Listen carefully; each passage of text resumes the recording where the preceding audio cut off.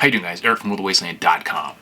Like I always talk about, our current financial system, debt-based currency system, has been doomed from the moment it was created, but we're starting to approach some actual limits in how far they can take this thing. And to the point where even the mainstream is putting like hard deadlines, like by, they're pushing them out farther certainly than I think, but even mainstream sources like Business Insider and all these other actual what would be considered mainstream or real news sources, unlike myself, it's just some random dude talking on the internet, are starting to admit that this can't go on forever and seeing hard limits. And they're being, it's taking a lot of fairly rosy, optimistic assumptions to even get to their point where they think this would, something would have to change. For example, the Business Insider article I was talking about says that U.S. government's public outstanding debt is on track to surpass $50 trillion by 2033. I had videos that weren't that long ago where I said, yeah, we just, hit 30 trillion, we're going to hit 50 trillion, and then we're going to hit 100 trillion. It says the increase comes to roughly 5.2 billion every day or 218 million every hour. And central banks may simply bail out governments in coming years via QE. Now that's the interesting part about all this, though. And here's another one from Business Insider. It says, the U.S.'s mountain of debt has become a cause for concern for investors this year, with our debt being downgraded by certain things.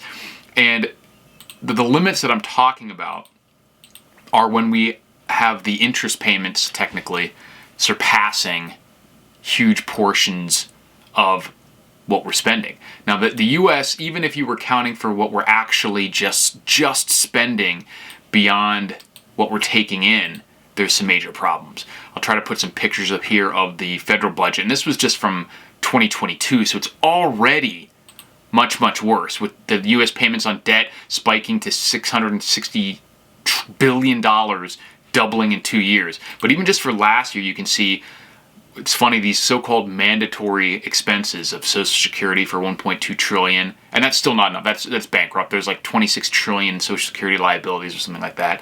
That's done. Medicare, $747 billion. Those costs are rising crazy, along with everything else. Medicaid, almost $600 billion.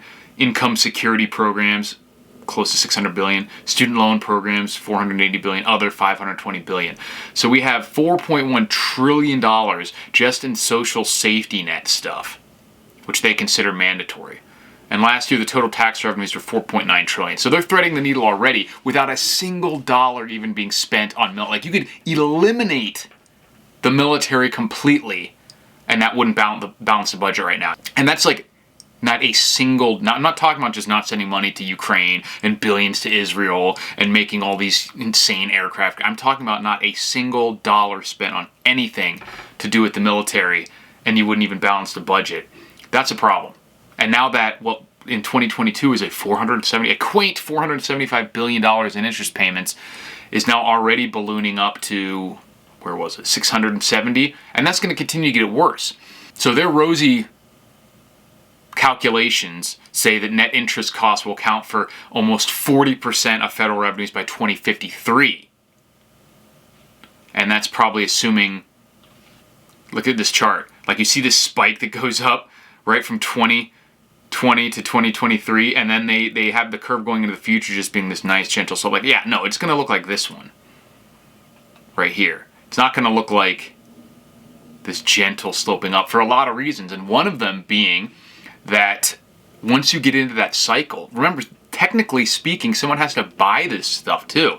You can't just borrow money from the ether. I mean, that's what they're going to do eventually with the Federal Reserve, but then that's when that snowball really explodes. That's the melt up. But right now, they still are selling these treasuries, and to get people to buy them, they've already had auctions that were tepid. When you get to the point where they're not even selling as many treasuries as they need to keep this cycle going, then the yields spike. And that's when that chart, because they say, oh shit, we need to sell this, please loan me money, I'll pay you even more. And that's when that creates a really hockey stick type explosion in this line. And then they're going to have to use shorter and shorter term debt to roll the stuff over with higher and higher interest rates, and then it's an exponential explosion. So you can see on this one right here, this Peter G. Peterson Foundation spending for net interest, look at where they drew the line, so that's like now. And then projected Why does this thing like flatten out? They have this really optimistic, same with like the Medicare and Social Security costs. Oh, it's just when we have a baby boomers about to all retire, medical costs and everything else is going up massively due to inflation, and people are getting unhealthy, and you have certain things that are going to be causing that are and are going to be causing a lot more medical problems into the future, heart issues, turbo cancers, all that kind of stuff. So this incredibly like optimistic idea that this is going to flatten there and then go on this gentle trend upwards is hilarious.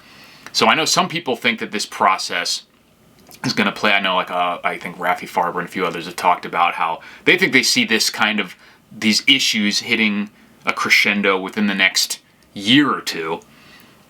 But even the official, what I would consider normie type evaluation, gives us max like 30 years. But you really think that when we're 30 years out, we're 30 years out from their claim of when net interest is going to outpace completely. So our entire budget, half of it is going to be spent just on paying for all the borrowing we've done.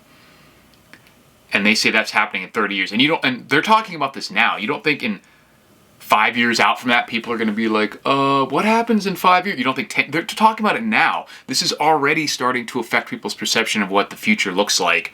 And this so-called faith and full faith and credit of the U.S. government, 30 years out from when they think this disaster happening, people are already starting to get cold feet and realizing, wait a second, there's a brick wall we're driving at 200 miles an hour. People don't hit the brakes when you're 2 feet from the wall. They hit the brakes or bail out of the car as soon as they see this is going to be inevitable. And that is going to cause this trend to go even more crazy. Failed treasury auctions, spiked yields, and then we get the crazy direct monetization of debt. So like I've been saying for a long time, I think all this stuff is going to cause a panic and a pullback to where we have a real, what I would consider economic crash, what would cause an economic depression. But our system they're just not going to cut. Look at this chart again of the federal budget, last year's federal budget, and tell me where you're going to cut 2 to 3 based on like the current spending of where we're going to be at like the end of 2023, end of 2024. Tell me where you would cut like $3 trillion from this, or even $1 trillion, without the entire economy just going to shit, riots, Mogadishu. Like, you're going to take Social Security. All these boomers are going to vote for anyone who's not going to cut that. Medicare and Medicaid, what are you just going to let these people die in the street? You know what I mean? Like, and you really think they're going to eliminate any defense spending, let alone take it to zero? It's just, it's done. It's over. There's nothing you can do. So we're going to have really, really rough times ahead, and I don't think we're going to make it to 2053. Let me know what you guys think. Thanks for watching, and I will talk to you soon.